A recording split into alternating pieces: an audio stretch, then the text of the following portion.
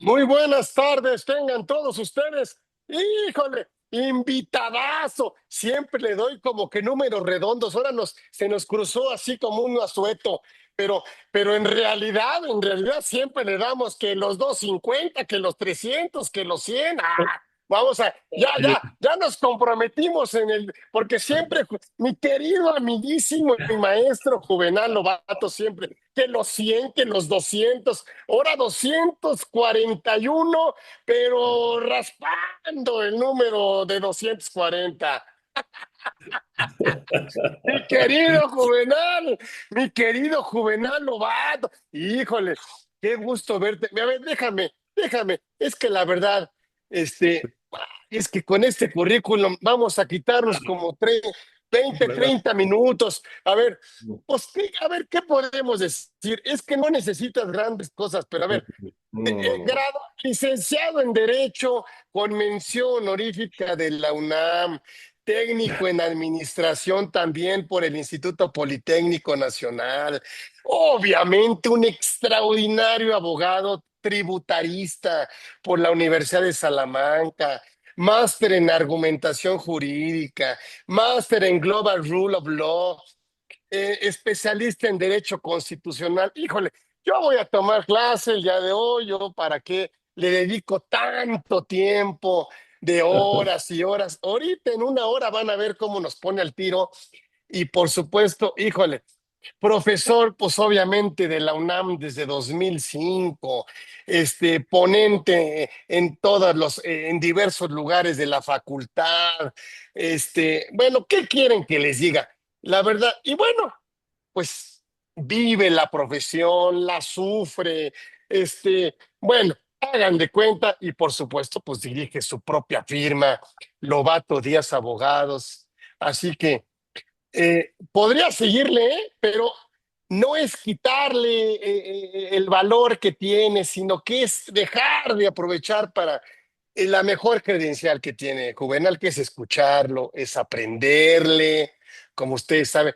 No necesita invitaciones, la verdad siempre llega en momentos especiales, siempre en números redondos y nos hace posible este conversatorio. Así que, a ver, mi querido maestro, mi querido Juvenal, ¿qué tema nos traes hoy? No, Estos hombre. medios de impugnación. Oye, con este nuevo, ay, no sé si todos sentimos aquí así como unos nerviositos del nuevo entorno judicial. El empresario está preguntando, oye, ¿qué de plano así? ¿Qué me va a pasar? ¿O necesitamos incursionar en otro tipo de medios alternativos de solución de controversias? ¿O qué futuro vemos en el tema de, de buscar, obviamente, litigar? Y la pregunta, oye, ¿de veras me puedo pelear contra el gobierno o no o sea, cosas, cosas de esas que yo voy a aprovechar porque pues tendríamos que juntarnos para hacer un diagnóstico contigo y qué mejor contigo para dónde estamos parados, o sea, este tema de que tanto nos preocupa, que es la justicia en nuestro país. eh, eh, ¿Cuál es el punto de partida, el punto de llegada? ¿Cómo ves tú? ¿Qué tendríamos que hacer desde nuestra trinchera Mm, para atender este tema que hoy es una preocupación? A ver, claro. cuéntanos, mi querido Juve. ¿Mm? Primero que nada, mi querido Carlos, muchísimas gracias por invitarme. Siempre es un placer estar contigo. Llevo tres con este. No sé cómo van mis colegas ahí que han estado contigo, cuántos más lleve, pero por lo menos presumo de que este es el conversatorio contigo. Y sí, me sentí un poco porque me habían tocado el 100, el 200 y me va a tocar el 300, pero bueno. Ahora será el 241, no, para nada, al contrario, agradecerte mucho, Carlos, a ti, a todo tu equipo, como siempre, el profesionalismo y la deferencia que tienen conmigo para poder platicar de diversos temas. Hoy, sin duda, me parece que es uno de los temas que nos obligan a replantearnos qué estamos haciendo los abogados que nos dedicamos Ujú.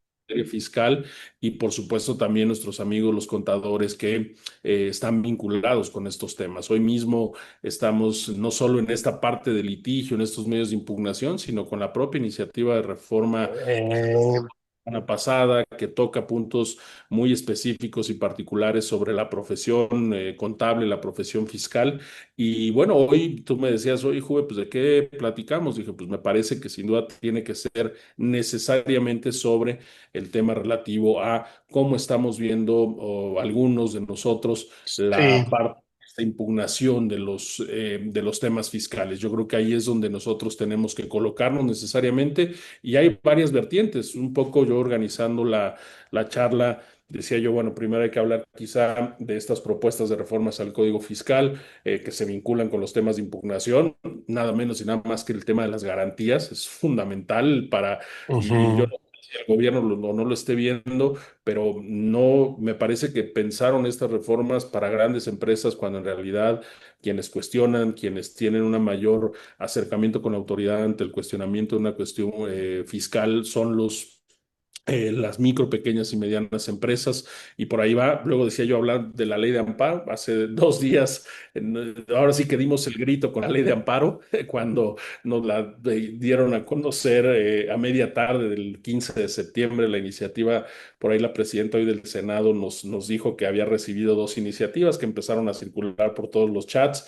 Entonces, esta parte también creo que, yo decía, tenemos que hablar de ello. Y tú has puesto sobre la mesa otros dos temas muy importantes, el Poder Judicial como tal. Hoy ya llevamos 2 semanas con los llamados jueces electos de manera popular, con varios asegúnes que se han presentado, ujú, también con integración del máximo tribunal de nuestro país, que ahorita también platicaremos de ello, y finalmente del Tribunal Federal de Justicia Administrativa, que es al que falta tocar, ¿no? Ya por ahí anda circulando también algunas iniciativas, todavía no con la certeza de que sean estas como tal, pero ya andan circulando por ahí. Entonces, pues yo creo que tenemos yo decía hace un rato en una entrevista que daba, que tenemos un combo bastante amplio y el tema o la pregunta va a ser cómo vamos a resultar después de cómo se van a dar las cosas una vez que se genere esta circunstancia donde todo esté en práctica, ¿no? O en la práctica. Por ahí les platicaré de algunas cosas que he encontrado en la iniciativa también a propósito de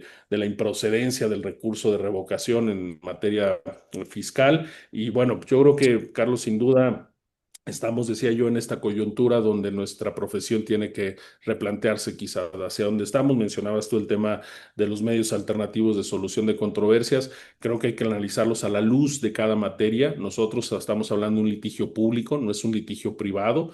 Nosotros cuestionamos las decisiones de la autoridad fiscal de si lo hizo bien o lo hizo mal. Esto, nosotros ujú. teníamos un gran mediador, entre comillas, porque a veces no les gusta que le llamemos así a la PRODECON, pero también llevamos prácticamente 6 años donde se le ha mermado desde no designar un titular, el tiempo para que se pudieran presentar el medio, yo diría, por excelencia en materia fiscal de solución alterno de controversias, que son los acuerdos conclusivos. Entonces, este combo, pues yo creo que le vamos sumando cosas y lo único que nos falta es el poder, el Tribunal Federal de Justicia Administrativa, que insisto, ya por ahí nos han dicho que también van a venir reformas. Entonces, pues con esto en mente, por eso te decía yo, platiquemos de esto, hay que hablar de esto. Quienes nos escuchan, esperemos que sean interesantes lo que acá digamos, lo que les expliquemos, sobre todo que viene en las propuestas de reformas y a partir de ahí, pues entrar en detalle en cada tema. Así es que, pues tú dime por dónde le empezamos, mi querido Carlos, te digo yo, lo Fíjate, estoy. sí, no, pues es que estamos, mira, yo creo que en materia de, como le llamamos coloquialmente, los MASC, los medios alternativos, creo que es una oportunidad de negociación, creo que me parece que puede ser un camino más rentable de Ujú. resolución de controversias, creo que se ha venido a menos, pero me parece que el tema de quejas y el tema de suspensión en los plazos y el tema como de, pues también pudiera ser un tema de tratar de hablar de presentación de pruebas o tratar de involucrar, así por así decirlo, a la autoridad en la buena actuación del contribuyente, pues Mira, podemos los empezar por ahí. acuerdos conclusivos pudieran seguir. Ujú, Pero mira, empecemos, como dices tú, yo creo que de atrás para adelante con estos medios alternativos. Yo les diría en dos aspectos. Una parte, un poco lo que me ha tocado en el último año, yo creo año y medio, con algún par de clientes que la verdad me ha dejado mucho que desear la actuación del SAT, sobre todo en la presión, entre comillas, que ejerce. Pero empecemos por ahí. Yo creo que, a ver, se vuelve complejo, por eso decía yo que hay que distinguir.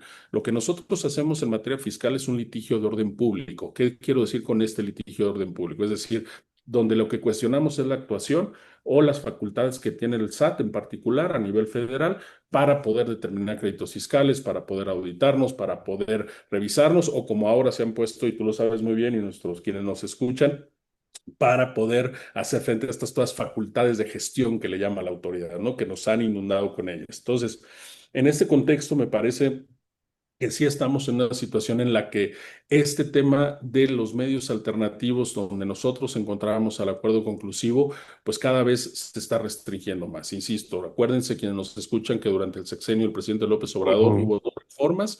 Uno, para limitar el plazo para poder solicitar el acuerdo conclusivo. Se acordarán quienes nos ujú. escuchan. Teníamos hasta antes de la liquidación un día y por ahí lo presentamos, porque era la idea, facilitar este cumplimiento de obligaciones a través de este medio alternativo de solución. Sí, Y el año que nos restringieron, solamente puede durar un año el acuerdo conclusivo. Cuando decíamos nosotros, oye, pues si yo sigo en el ánimo de negociar, cuando es mucha información y el SAT está dispuesto, pues hagámoslo. Entonces, esto creo que nos deja un poco mal parados, no quiere decir que no sigamos con él, me parece, y quienes nos escuchan no nos dejarán mentir, sigue siendo una alternativa importante, sobre todo cuando hablamos de determinación de créditos fiscales.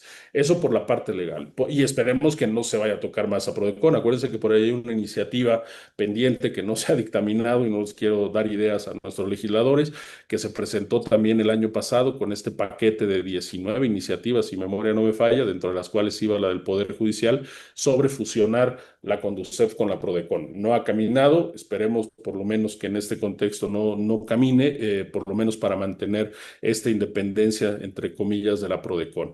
Y la otra parte práctica, Carlos, yo te diría, lo que yo he experimentado, te decía yo en el último año, ha sido, y lo voy a decir así tal cual, me parece que no hay manera de no decirlo así, y es una política de extorsión fiscal de la autoridad.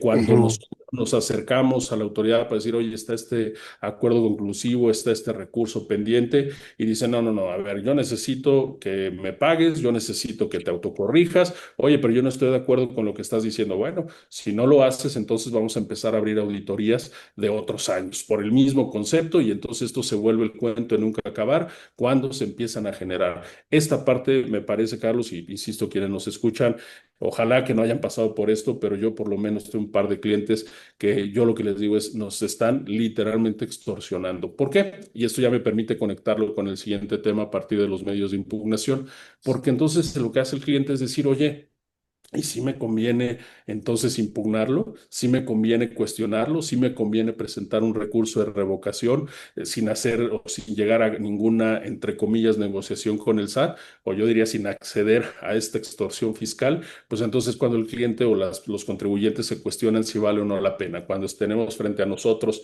ya una reforma al Poder Judicial que está caminando, jueces específicamente electos de manera popular, cuando lo que esto significa hablando de independencia judicial, y por otro lado decir, pues prefiero mejor no impugnarlo porque incluso ahora ya vienen reformas y con esto te digo, me conecto con el primer punto que creo que es muy importante para quienes nos escuchan, del recurso de revocación.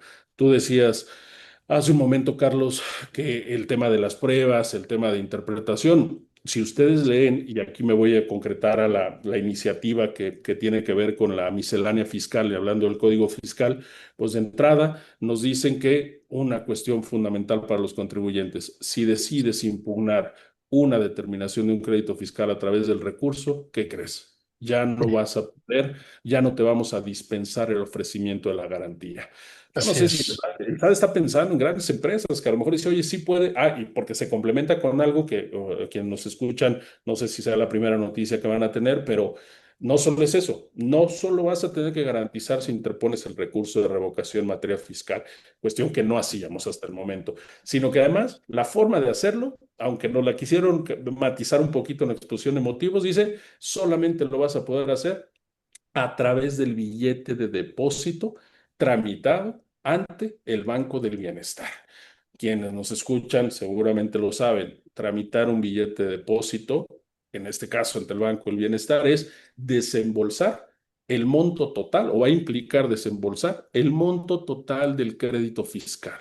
Dice Hacienda del SAT, no me gustaba, me retrasabas poderte ejecutar, voy a modificar el 141 Mm. para que solamente ahora la forma de garantizar el interés fiscal sea a través de este billete de depósito. Por ahí dice, bueno, pero no es absoluta porque si se demuestra que no se tiene el dinero suficiente, se puede complementar con otra forma de garantía, pues me parece que el golpe está dado, ¿no? Y esto, lo que te decía Carlos, y con esto termina esta primera parte, es bien importante porque, insisto, creo que el SAT está pensando en grandes empresas y no está pensando en las micro, pequeñas y medianas. Ahí es donde está otra vez la liquidez de las empresas. Si yo decidía buscar Ujú. medio, una hipoteca, una fianza, una carta de crédito, lo que sea, dice, no, desembolsas esto porque va a ser más fácil que yo lo cobre cuando te gane, si es que gane el SAT. O tú, contribuyente, vas a poder recuperarlo. El problema es la liquidez que va a implicar si yo quiero cuestionar un crédito fiscal, que solamente lo voy a poder hacer garantizando a través de este billete de depósito. Y esto, pues, obviamente, lleva al juicio contencioso también y, por supuesto, también al juicio de amparo. Entonces, Carlos, estas dos reformas, ahorita hablando del recurso como medio de autocomposición o dentro de este esquema de cuestionamientos de los actos de autoridad, me parece que es muy delicado y que puede afectar mucho. Entiendo la facultad recaudatoria que quiere fortalecer el SAT, pero puede afectar mucho a las micro, pequeñas y medianas empresas. Eso creo que lo perdió de vista el SAT en esta propuesta, sobre pretexto de querer ir por que sea más fácil que pueda cobrar. Sí, el págame por adelantado, ¿no? A ver si eh, este, no, es que vamos a esperar a ver qué es lo que se está resolviendo, pero eh, Pero aún así, y yo, tendríamos que analizar llegar hasta esas instancias. Debe ser, o sea, que la justicia se vuelve que para los que tienen prácticamente, pa- ¿no? Porque tú para tienes que esa sustentar garantía ese y los que dinero. no tienen para garantizar y quedan desprotegidos, ese es el tema.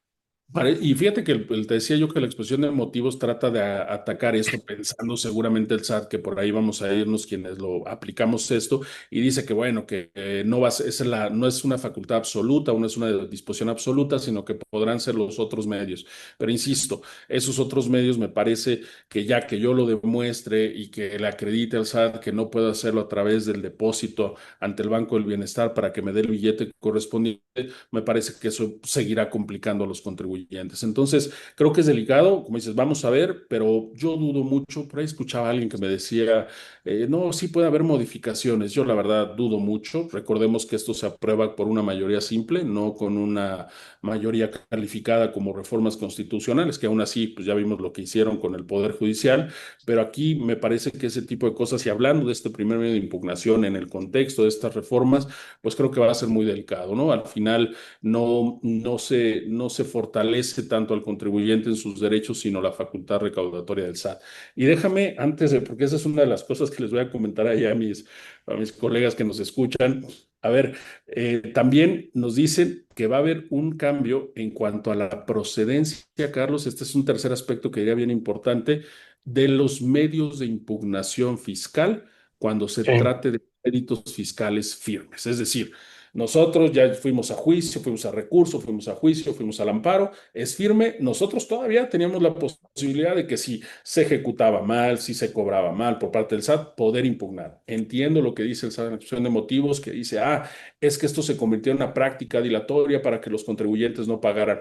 Pero otra vez, Carlos, como no lo hemos tenido desde hace 6 años, intentan matar el ganso a cañonazos y no con tiros de precisión. Oye, si tú ya identificaste quiénes realizan estas prácticas dilatorias, si ya identificaste que no te quieren pagar aún cuando ya les ganaste SAT, pues ve por ellos en específico, pero no perjudiques a todos los demás. Hoy esta propuesta de reforma, que se complementa con la de la ley de amparo del lunes, establece que no procederá el recurso de revocación, ni el juicio contencioso administrativo y el juicio de amparo contra resoluciones firmes Firmes. de créditos fiscales previo, desde luego, el juicio o el recurso correspondiente. Esto también, insisto, otra vez, entiendo la preocupación del SAT. Yo no dudo que haya contribuyentes que lo hagan con esos fines dilatorios, pero hay otros que no y que genuinamente puede haber un tema de ilegalidad en el cobro y pues entonces ahora voy a tener que esperarme hasta el remate, creo que dice en el caso del recurso, para poderlo hacer. Es decir, otra vez, matar el ganso a cañonazos y no con tiros de precisión.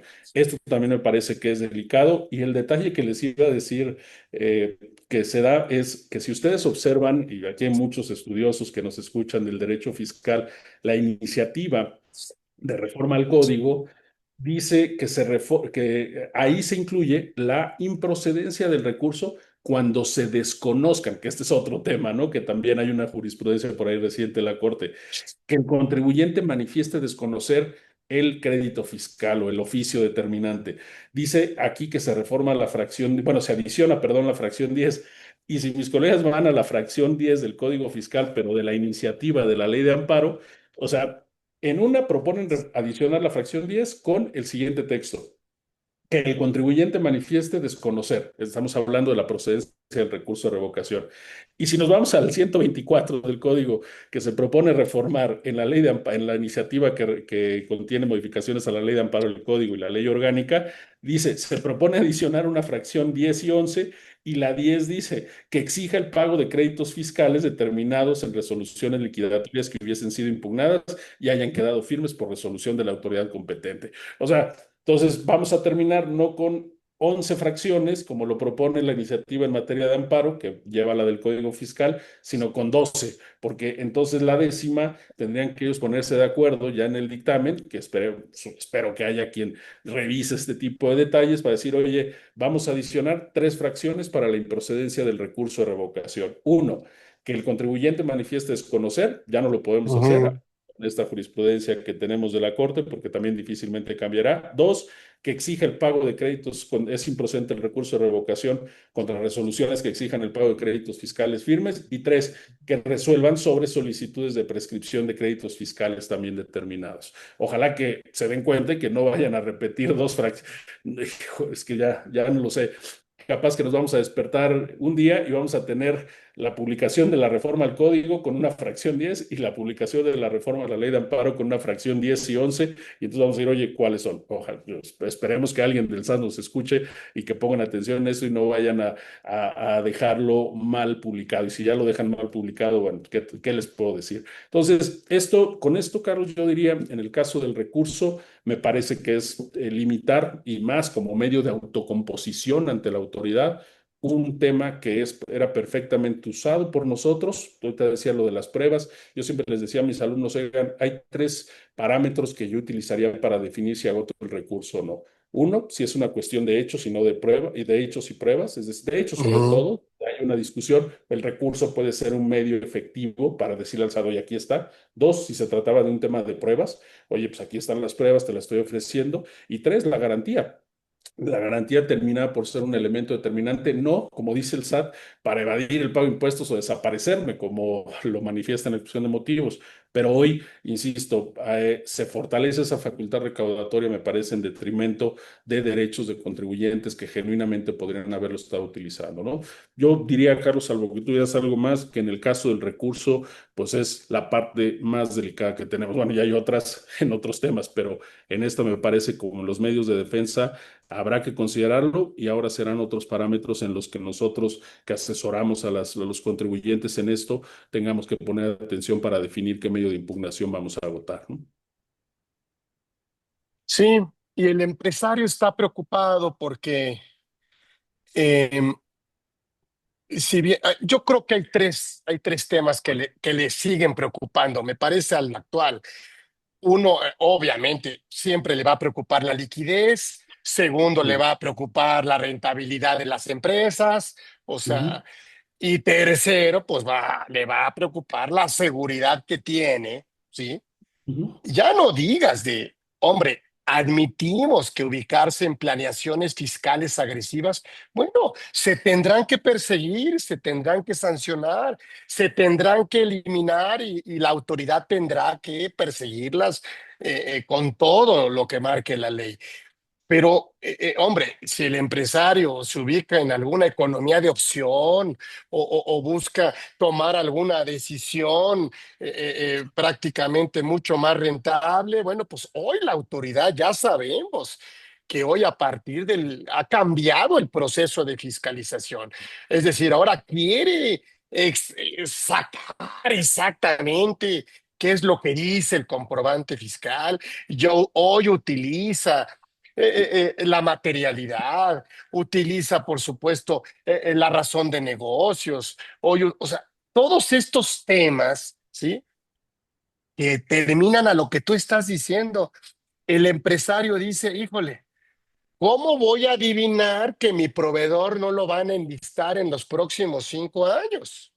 Claro. Oye, cada acto jurídico tiene que estar debidamente materializado. Híjole, estos costos de temas, y hoy pues la autoridad te tiene, yo lo digo no vulgarmente, sino realmente agarrar de los comprobantes fiscales digitales, porque sí, es la verdad. O sea, Eh, oye, me dejas facturar, o sea, fisquito, mira, entre son peras y son manzanas, tengo mm, 40 días para subsanar lo que a tu juicio resulta que yo me ubiqué en alguno de los supuestos para la restricción. Pero mientras, ahí está el tema. Oye, claro, mientras qué hago, ¿no? claro. Y, y, Oye, y y, y fíjate ese que mientras, me acordaba de ti y la estaba buscando aquí rápido. Yo dije, bueno, pues el SAT ya acabó con el tema de la materialidad, ¿no? Porque estaba aquí buscando y a lo mejor tú lo traes más ahorita en la mente, pero decían que ahora se va a agregar un requisito para el CFDI que tenemos que poner que es una operación real, verdadera, y me falta el otro que estoy tratando aquí de encontrar muy rápido para hacerlo. Entonces, si yo pongo eso, que ya no va a haber ningún problema de materialidad, me parece, como bien lo dices, y me gusta tu frase, que sí, nos tienen agarrados por los FDIs, literalmente. Entonces, también, a ver, en un tema de medios de defensa, para tratarlo de relacionar por ahí, porque también en la propuesta de reforma, eso seguramente ya lo hablarás con otros colegas en otros conversatorios, pero el tema de los supuestos para la restricción temporal y para la cancelación. Yo recuerdo que la última vez que hablamos con la gente del SAT antes de la reforma, la última reforma del presidente López Obrador del 21 al 22, alguien en una reunión dijo, oiga, estaba en ese entonces Raquel Buenrostro como jefa del SAT, oiga, llevamos 81 supuestos entre restricciones temporales y cancelaciones que pueden dar lugar a que yo no utilice el certificado de sello digital. Obviamente 81 no me refiero a una fracción, sino que dentro de una misma fracción de una disposición puede haber varios supuestos, pero eran hasta 81, decían en aquel momento. Yo la verdad es que no he hecho el ejercicio, pero pues ahora tendríamos que considerarlo también. Entonces, veamos también que nos escuchan, hay una nueva facultad de comprobación que tiene que ver con esto, de los llamados comprobantes fiscales falsos, bueno, dice la disposición falsos comprobantes fiscales. Incluso yo no sé si hasta en términos de gramática sea correcto decir falsos comprobantes fiscales. Creo que falso es el calificativo y tendrías que ir después del sustantivo que es comprobantes fiscales. Pero bueno, esa es una nimiedad considerando lo que estamos hablando. Entonces, yo sí creo, Carlos, si tú lo dices, nos toca también a nosotros como asesores ir informando a nuestros clientes, a nuestros asesorados de esto, de decirles cómo vienen estas reformas. Y te decía yo que dividiéndolo en los medios de impugnación sería lo que yo comentaría del recurso. Pero ahora viene el juicio contencioso administrativo. La propuesta sí, también. Viene aquí una propuesta de reforma a la ley orgánica respecto a las causas de improcedencia del juicio y exactamente es el mismo. Lo que decíamos hace un momento, la no procedencia del juicio tratándose de la impugnación de créditos fiscales firmes o bien que se refieran a solicitudes de prescripción que hayan hecho los particulares.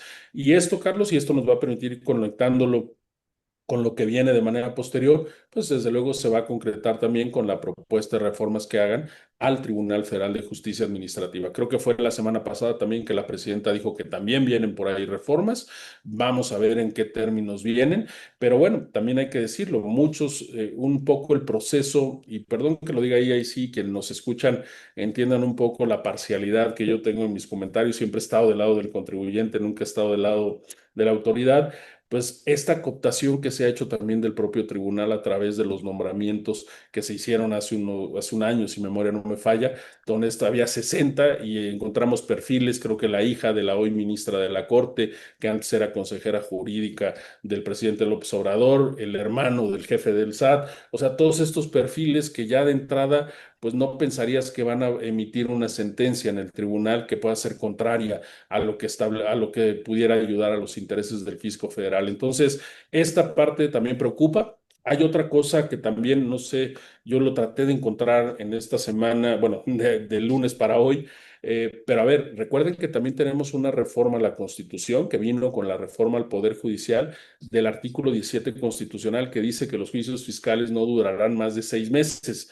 Por lo Ujú. pronto, en esto de la ley de amparo no, y la reforma constitucional dice que se reglamentará, salvo por ahí que alguien me diga, pero yo no encontré ni por supuesto en la iniciativa de reforma al Código Fiscal, ni en la iniciativa de reforma a la ley de amparo de hace 2 días, y aquí asumo mi responsabilidad si es que no lo busqué, no lo vi de tanto detalle, pero no está nada que diga sobre esta reglamentación. Yo lo único y que seguramente vendrá cuando se reforme la Ley Federal del Procedimiento Contencioso Administrativo, yo supondría. Pero ahí lo delicado, Carlos, es, y esto creo que en algún momento lo llegamos a platicar, es 6 meses. ¿Cómo? 6 meses, ¿a partir de qué momento? 6 meses cuando hablamos de un crédito fiscal que implica el desahogo de pruebas periciales. 6 meses cuando hablamos de un litigio que implica un análisis y un estudio más detallado. Pues pensaríamos que entonces una reforma de este nivel o de esta envergadura, pues no trae otra dedicatoria más que la de decir, resuelve rápido y seguramente, pero lo más fácil es reconociendo la validez de la resolución impugnada, cobra los créditos fiscales, ya vas a tener que la garantía va a ser tu billete de depósito, ya vas a tener que no fue el recurso, entonces eso reducirá tiempo y por lo tanto SAT cobra rápido. Este gobierno lo que está urgido es de dinero y parece ser que además de esta extorsión al material de la que te hablo que me he encontrado en el último año, pues parece que ahora todo estará como una extorsión fiscal formal a través de esta presión a los contribuyentes con estos mecanismos. Veremos qué sucede con el tribunal, pero por lo pronto no parecen buenas noticias la manera en la que estamos, ¿no? Y ya ahorita No, entrando. ya tiene los mecanismos, ya tiene. A ver, Mm, ¿cuál es el objetivo de la garantía del interés fiscal? Además, podríamos discutirlo, pero pues es mm, la eliminación de que afianzadoras impugnen el requerimiento de pago. O sea, ujú, ujú. pero si así le vamos agregando. Pues, oye, que no está domiciliado. Bueno, pues tienes el domicilio del estado de cuenta bancario.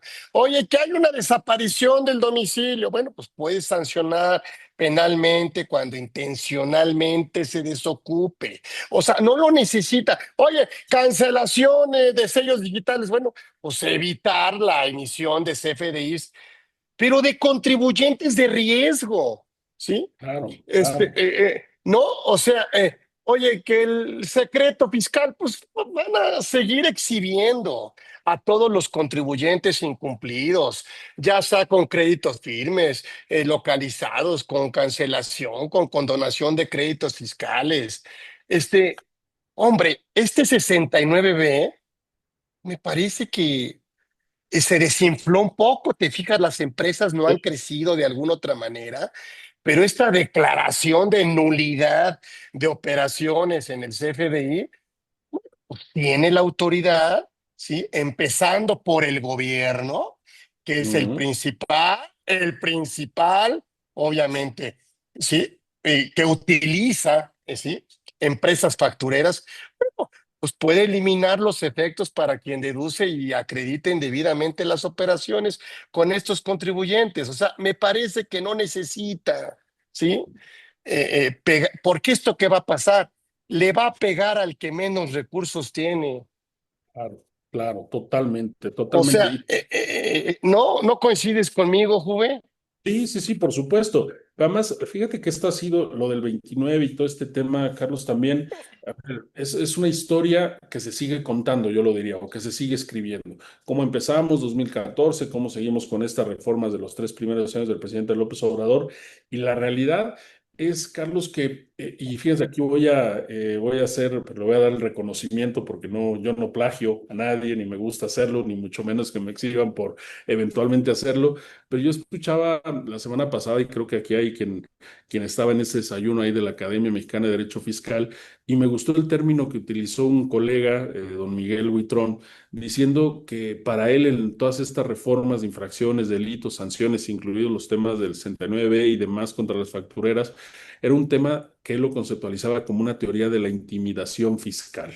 Es decir, yo creo Ujú. todas estas normas, todo este entorno, para que tú, contribuyente, estés teniendo miedo, estés agazapado, estés preocupado, estés diciendo, a ver, si hago esto, ¿qué va a pasar? Si hago lo otro, no. Y lo complementaba él diciendo, y esto también creo que alguna vez lo comentamos, Carlos, con el tema de cuántas carpetas de investigación, cuántas personas verdaderamente están encarceladas por un tema de este tipo de la compra-venta de facturas falsas de empresas fantasma. Él nos daba un dato que de una investigación que hizo y decía que él solo tenía noticia de 5 que estaban en trámite, pero que no había prácticamente nadie que estuviera tras las rejas por esta cuestión.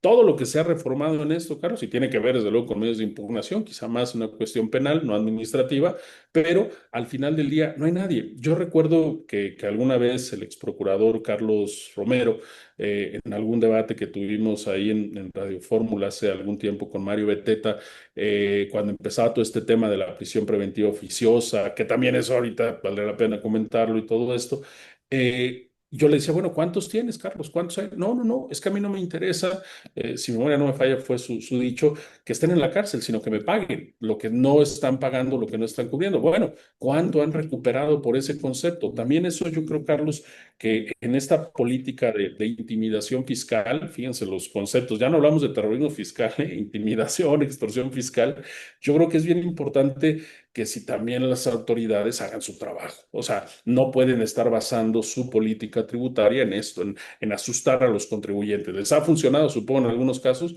pero no puede ser esa la cadena o lo que siga. Yo creo que ahí es donde tenemos que también nosotros decir, oye, pues a ver, pues, a ver, ¿sabes quiénes son los últimos preocupados por estas reformas? Todos los que están facturando. ¿Tú crees que se están preocupando por ver No, no. qué reformas sobre todo?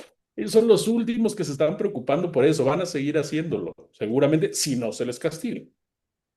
Sí, y además ya hay un tema de cobro de créditos fiscales. O sea, me parece que deberían, antes de presentar este tipo de reformas, mira, por ejemplo, ya pueden detectar y movilizar cuentas bancarias, hombre, asociadas a deudores con créditos firmes exigibles, o sea, no garantizados y créditos firmes, y eso es lo que les preocupa. Mira, Mm. el embargo electrónico de activos, Claro, pues hay cuentas bancarias, bienes inmuebles. Que ya no me digas aeronaves, yates, vehículos, ¿sí? claro, Hombre, ¿por qué no trabajar en optimizar el procedimiento administrativo de ejecución? ¿Por qué no programar auditorías con una visión? Pues hasta el final del ciclo a los que realmente necesitan ser auditados. O sea, claro. y, y pudieras tratar de conocer y poder controlar por los activos de los contribuyentes con adeudos, con Claro. adeudos. O sea, me parece que eso, antes de presentar este tipo de reformas, pues ser mucho más contundente de, de, en el cobro de créditos fiscales con mecanismos que la autoridad ya Sí. tiene, ¿sí? Oye, Carlos, y fíjate que esto que dices me permite conectarlo para ir ya encaminándonos con el tercer tema. Empezamos con los medios alternativos, recurso, juicio y el amparo. A ver, eso me parece bien interesante. Hablando justo de lo que estás diciendo, se establece, Carlos, en esta iniciativa de reforma a la ley de amparo que presentaron, insisto, el lunes pasado la presidenta ante el Senado, la determinación de que la suspensión no va a proceder en el amparo, que era el mecanismo que se utilizaba normalmente cuando te hacían el bloqueo de cuentas por parte básicamente de la Ujú. UIF. Hoy la propuesta es, y ahorita voy a leerles algunos párrafos quizá de esto, dice que no, o sea, se No tolero. considera en público y de interés social el hecho de que se conceda la suspensión para esos efectos. En otras palabras, no va a proceder la suspensión provisional, hacen una distinción ahí entre la provisional y la definitiva, que ahorita explicamos si quieres, pero hacen una distinción que no va a proceder. ¿Por qué? Pues porque dicen que se dieron cuenta y nos plantean una numeralia interesante, por decirlo menos, donde dicen que cuántas suspensiones, fíjense qué datos son interesantes, dice, amparos promovidos contra el bloqueo de cuentas de la web. Dice, del 1 de diciembre de 2018 al 1 de agosto del 25 se promovieron 3.659 amparos en los que se reclamó a la UIF los efectos de la lista de personas bloqueadas. Personas bloqueadas. Luego dice, de esas, las suspensiones definitivas otorgadas en el mismo periodo fueron 1.407 suspensiones para desbloquear las cuentas. Pues ahí nada más de entrada les diríamos, pues son hasta menos de la mitad, ¿no? Si tuviéramos, o sea, si a lo mejor fueran 3.500 de 3.600, pues dices, ok, te la concedo, pero ni siquiera eso, ¿eh? O sea, también el tema de que digan, llegar con un juez y que se conceda la suspensión es muy fácil, tampoco. Quienes litigan en materia de amparo lo saben, hay que plantearlo muy bien, hay que ser muy claros y muy precisos. Y esto entonces los llevó, y fíjense también el dato de las sentencias, ¿eh? Dice, de las sentencias definitivas firmes para el desbloqueo o eliminación de la lista de personas bloqueadas fueron 1.431 en el mismo periodo. Y dicen, esto, dice, es lo que tenemos que hacer. Tenemos que darle la posibilidad de que sí se bloqueen, de que sí exista sin la posibilidad de que proceda la suspensión al promover un amparo provisional, de que se disponga de estos recursos por parte de los contribuyentes. Ya después dice, bueno, en la definitiva esto podrá cambiar en la medida en que se acredite en esos 5 días que son entre la admisión de la demanda de amparo y la celebración de la audiencia incidental para que se dé la suspensión definitiva, que acredite la licitud, lo que esto podamos hacer en esos días. Me parece otra vez, oye, habiendo un cañonazo, y pues solo aquellos que tengan una buena asesoría, un buen abogado, pues que vengan y me demuestren ante el juez, jueces electos ya popularmente, por lo menos la mitad, para que a ver si le conceden la suspensión. Tampoco es una garantía. Entonces, a ver, yo creo que si alguien promovía estos amparos, insisto, no vamos a meter las manos a fuego por nadie. Yo suelo decir de broma que no meto las manos a fuego ni por mí, para que no haya dudas. Entonces, imagínense por un tercero para promover un juicio de amparo. Yo creo que este tipo de cosas también, otra vez, sin hacer ese trabajo quirúrgico, Carlos, van o se van a llevar entre las patas a muchas micro, pequeñas y medianas empresas. Yo, si tuviera que ir delineando algunas conclusiones sobre estas propuestas de reforma en la materia Ujú. fiscal, diría que se está yendo en detrimento de los derechos que pueden hacer valer las micro, pequeñas y medianas empresas. Ahí creo que es donde está el detalle, lo delicado, y bueno, pues entonces tenemos que buscar asesorarlos bien, buscar tratar de que sea lo menos oneroso posible, pero esto va a ser muy complejo. Y otra vez, quisieron matar, insisto, el ganso con un cañonazo en lugar de hacer un trabajo quirúrgico. Esto de la ley de amparo me parece también delicado, hablando de que esto se puede utilizar, Carlos, como una forma también de venganza política, de presión política a los adversarios. Entonces, no podemos dejarlo de mencionar porque pues, es una cuestión que podrá o terminará siendo quizás una facultad discrecional y ya ahorita nos encaminamos a lo que sucede con esta reforma al Poder Judicial, ¿no? Y no quieren hacer la chamba, o sea, Así es. o sea, es que la autoridad tendría que tener acciones, yo así lo pienso, en función del esquema del fraude que está detectando. O sea, tiene visitas domiciliadas, tiene la revisión de gabinete. Por ejemplo, una área quiere recaudar, oye, recuperación de devoluciones de saldos a favor indebidos. Claro. Hombre, ¿sí? La ejecución de créditos fiscales o iniciar facultades de comprobación y determinar, por ejemplo, un área, crédito fiscal a prestanombres, créditos fiscales a prestanombres, ¿sí? Ujú. O sea, está lleno de prestanombres. Y en la vía penal, ¿qué áreas de oportunidad pudieran, antes de presentar esta iniciativa? Hombre, ¿qué seguimiento de querellas? La denuncia de hechos delictivos, exhortar a prestanombres a denunciar penalmente, exhortar a casos, por ejemplo, de robo de identidad a denunciar. O sea, todos estos temas no quieren hacer el trabajo, o sea, quieren, ya, órale, que al final, si el contribuyente cree que tiene la razón y se quiere defender, primero tiene que pagar por adelantado. Oye, Carlos, y a eso súmale, ahorita fíjate, lo estaba aquí anotando, pero que tiene que ver al final ya con todo, con los medios de defensa. Hay dos reformas también, que además tu público es muy estudioso y seguramente de esto que estamos hablando ya lo revisó, pero hay dos reformas también sobre este aspecto de cuando no quieren hacer su chamba que me parece muy importante mencionar. Una, que es la de el tema de que se le negará la inscripción al Registro Federal de Contribuyentes a aquellas nuevas empresas que tengan un socio que a su vez sea socio de otra empresa que esté en estos listados.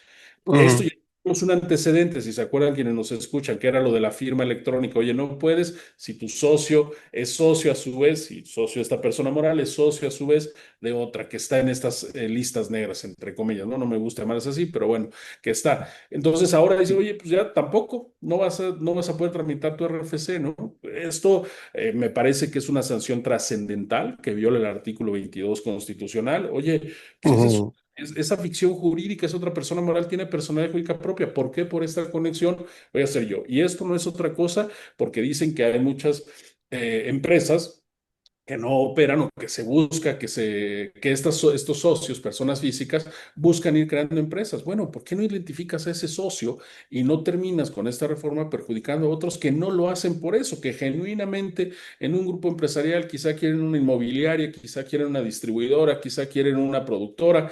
No lo hagan de esa manera, pero bueno, y esto, Carlos, también va de la mano con la otra, que a lo mejor se nos va a ayudar con los problemas que hay ahí, mis colegas contadores no me dejarán mentir, el tema de la cancelación del Registro Federal de Contribuyentes.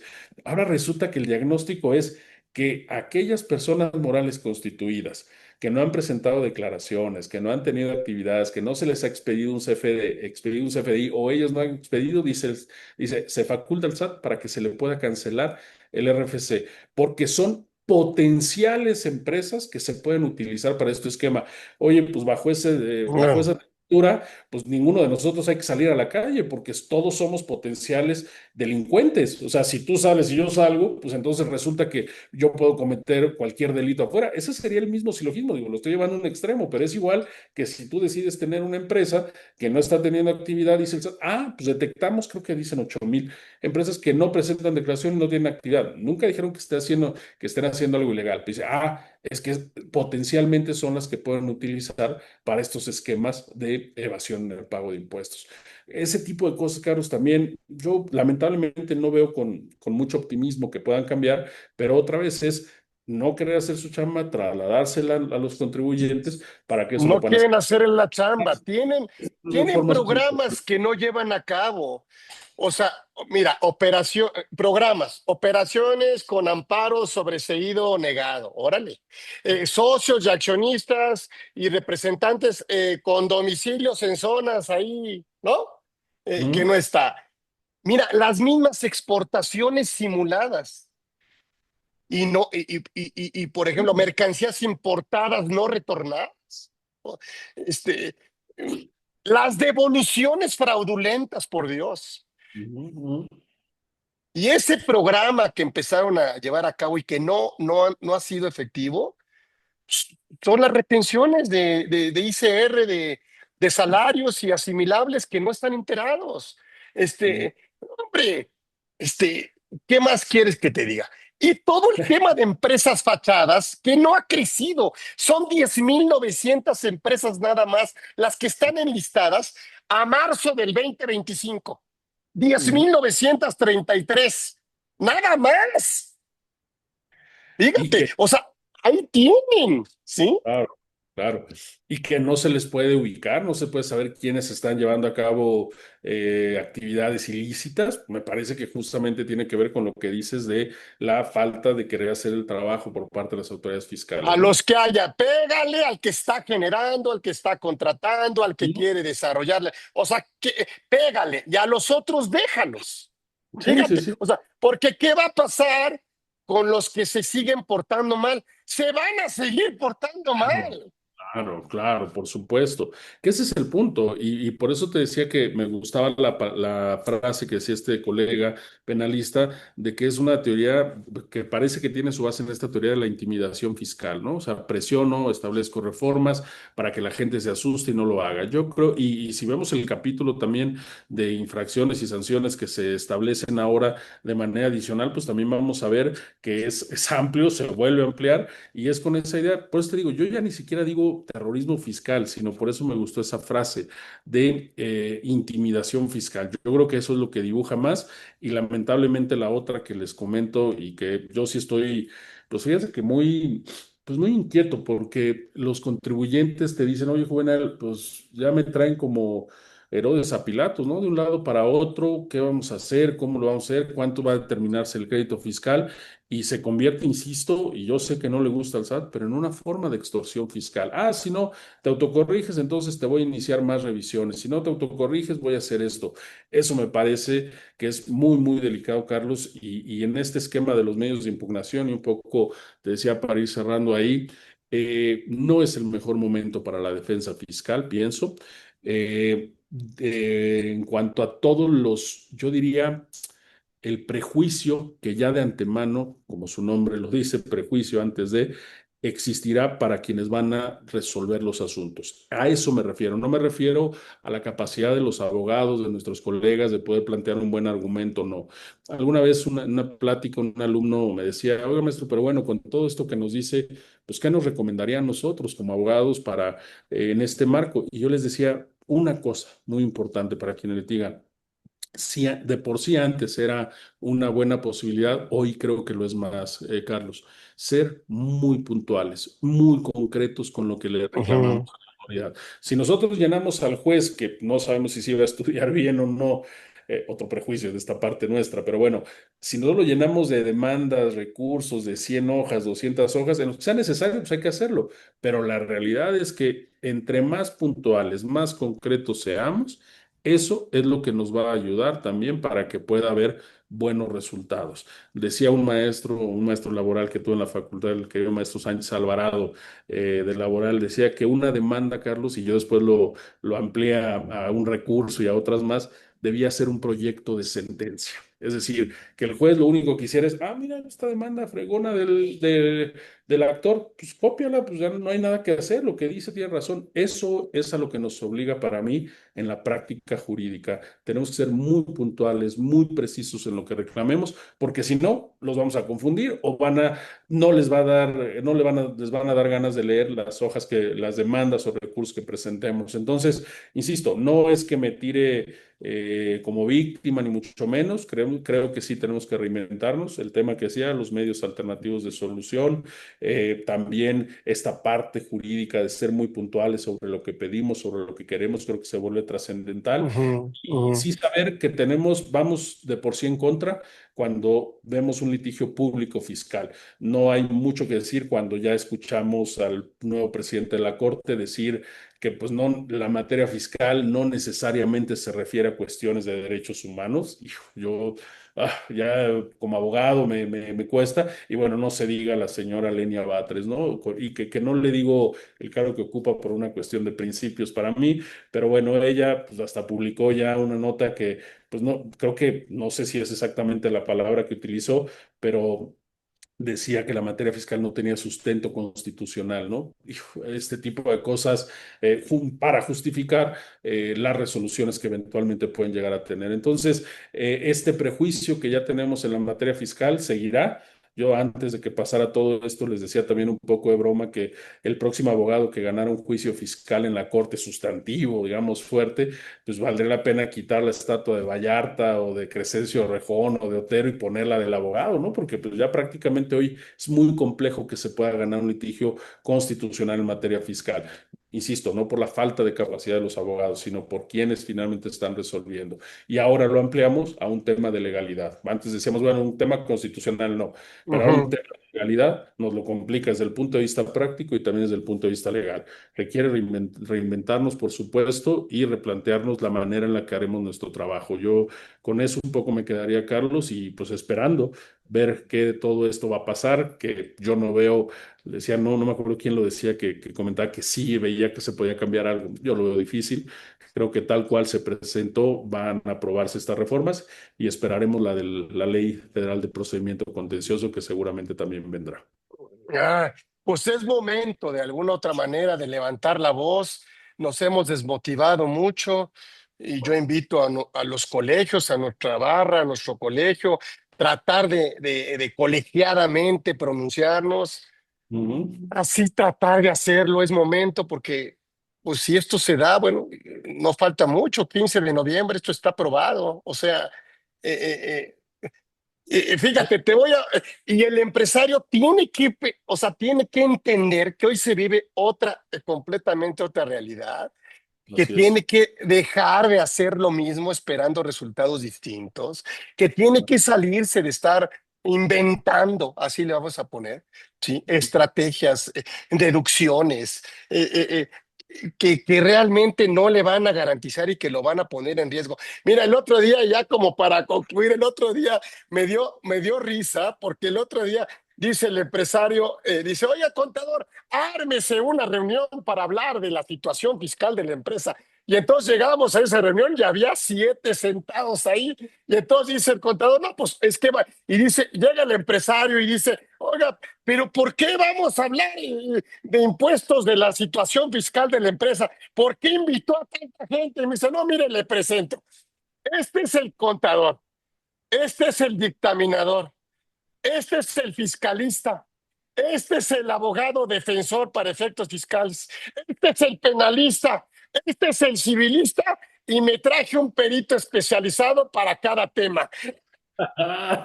Imagínate, Oye, pero imagínate. qué, pues es que usted me dijo que vamos a hablar de la situación fiscal y por eso Bueno, yo traje a toda esta gente, porque todo lo que tenga que ver con el pago de impuestos tiene que pasar por todo este equipo. Entonces, sí, pues somos claro. 7 a sus órdenes, dice. Claro, claro, claro. Oye, y hablando de estas reuniones, y ahora sí para terminar, porque ya va siendo hora, otra de las reformas que interesantes, entre comillas, es que ahora no solamente las auditorías se van a entender con el representante o con el que está designado, digamos, por la empresa por atenderlas, ahora también se le va a notificar, porque va a haber en esa orden de revisión de auditoría un requerimiento para que le digamos nombre, cargo, bueno, nombre y datos de identificación de los socios de las personas morales, porque dice el SAT, yo me di cuenta que yo entiendo la diligencia con el representante, que puede ser el Ujú. abogado, el contador, pero no con el dueño de la empresa, entonces me vas a contestar este requerimiento y yo voy a notificarle a él lo mismo Directo. que notificaron a la auditoría. También esa parte no me gusta, no porque ocultemos algo. Bueno, y también hay otra, bueno, ya hay muchas, la de un delito, hablando de que declares hechos falsos. O sea, ahora resulta en las órdenes, en la respuesta a los requerimientos de información, un poco de la mano con este mayor control. Ahí me decía alguien el otro día, bueno, Juvenal, pues podríamos no preocuparnos tanto porque pues, nosotros, quien firma la demanda, pues no necesariamente es el abogado, es la demanda, el recurso, las respuestas a los requerimientos en la auditoría es un representante aparte. Bueno, si tú manifiestas algo falso y se detecta, que yo creo que por ahí ya existía algo de declarar falsamente ante autoridad distinta a la Sí, judicial, pero ahora lo ponen también como un delito. Entonces, pues también como representantes, aquellos que lo sean para responder o atender auditorías, lo van a tener. Entonces, pues sí, también esa parte, como dices, a los socios y este contacto directo que busca el SAT, pues habrá que estar, es fortalecer estas facultades de la autoridad fiscal. ay, Dios mío. Híjole, no, hombre, qué agasajo, es que se va de volada, mamá. Ya Necesitamos, se me fue. necesitamos que darle continuidad, continuará edición 2, ¿no? Vamos viendo qué El van a nuevo, aprobar y sí, lo vamos vamos haciendo. viendo qué van a aprobar para irlo discutiendo. Yo espero que no sea justos por pecadores, que no sea Claro. justos por pecadores y que en realidad la autoridad, ¿sí? Por supuesto, cumpla su objetivo, pero dentro de un estricto apego, obviamente, a derecho. O sea, Y Carlos, perdón, sí. ahora sí la última, perdóname que te interrumpa. porque también hay una parte de las propuestas en materia fiscal que yo digo que las repiten, la del tema de la utilización de medios tecnológicos para las auditorías, que la habían propuesto hace Sí. 4 años, pasó, la insisten, y dos, el tema de los contadores, que dicen, bueno, está bien, le quitamos lo de la denuncia de delitos cuando dictamines, pero pues ya la tienes, porque hay un artículo del Código Penal que dice que cualquier persona que tenga conocimiento lo denunciará.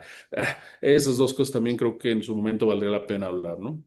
Ay, Dios mío. Bueno, pues de eso vamos a hablar. Oye, Humbertito, ahí tenemos ya tiene muchos este hombre, pero pues nomás para que ahí lo meta ahí en la carpeta electrónica de septiembre, en la de septiembre. Así Exacto. porque ya lo divide, ¿no? O sea, por meses y luego por semanas y todo para ahí tener, ya no sabe, bueno, con tanto reconocimiento, pero el mejor es que Juvenal Lobato es de casa, es de la comunidad Orfe, lo queremos mucho y siempre lo seguiremos invitando. Así que nos tenemos que ir. Mi querido Juvenal Lobato, gracias por hacer posible este conversatorio 241 y vamos poniéndole número ahora más cercano para que nos platiques a ver cómo quedó y por supuesto, pues tu opinión que para nosotros es tan importante con esa claridad y pues con esa autoridad profesional y moral que tienes para que pues vayamos viendo pues cómo nos va, ahora sí que cómo nos va a estar yendo, ¿no? Con todo esto. Así que gracias. No nos despedimos, como siempre ya saben, aquí nos vemos el próximo miércoles, aquí en Conversando con Orfe. ¿Y qué digo, maestro? El doctor Juvenal Lobato estuvo aquí con nosotros. Gracias, gracias, Juve, gracias. Ay, gracias.